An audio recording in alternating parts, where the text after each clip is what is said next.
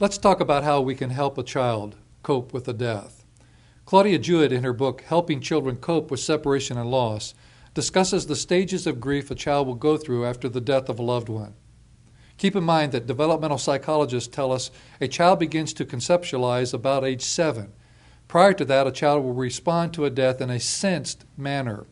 In other words, the child will imitate the grief response of caregiving adults. That is why every adult should manifest healthy grief responses in front of a child. Some years ago, I founded a school for the mind and body. Every day I have close to 75 preschoolers running around, and it's wonderful. I do remember asking John about a child whose grandfather had died, and every day he was coming to school very sad. When I questioned the child about how his grandfather died, he didn't know. When I asked him about the funeral, he didn't understand. And when I told him he could be sad and it was okay, he wasn't so sure.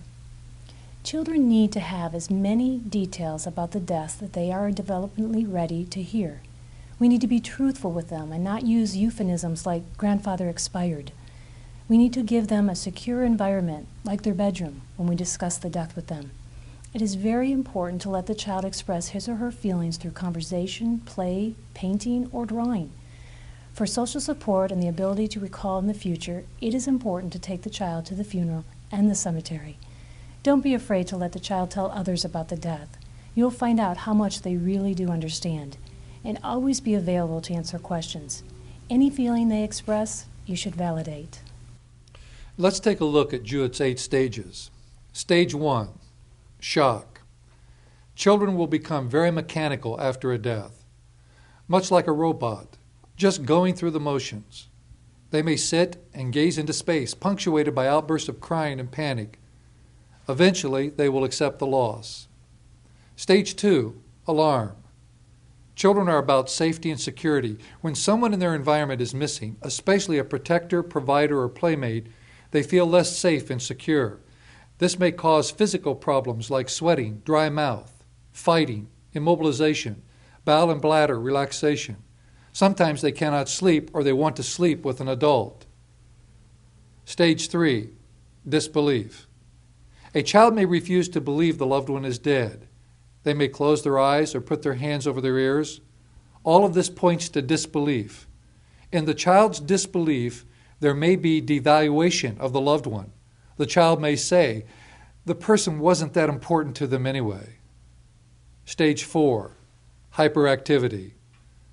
This is an acting out of the child's grief. By keeping busy, the child doesn't have to think or deal with the loss. The child will not want to be left alone. Stage 5 is yearning. The child really would like a different ending to this real story. The child longs for the loved one to come back. They go back and forth between letting go and holding on. Stage 5 is yearning.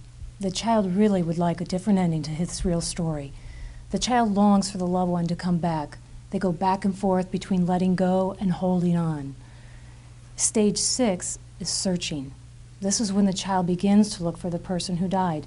They have intense thoughts about the person. They go to places where in the past the loved one would have been, and they continually scan their environment with a lot of restlessness and aimlessness, looking for their lost loved one. It is here they usually have strong feelings of sadness, anger, guilt, and shame. Stage 7 is disorganization. The child many times will become passive and withdrawn. There'll be social conflict with family and friends.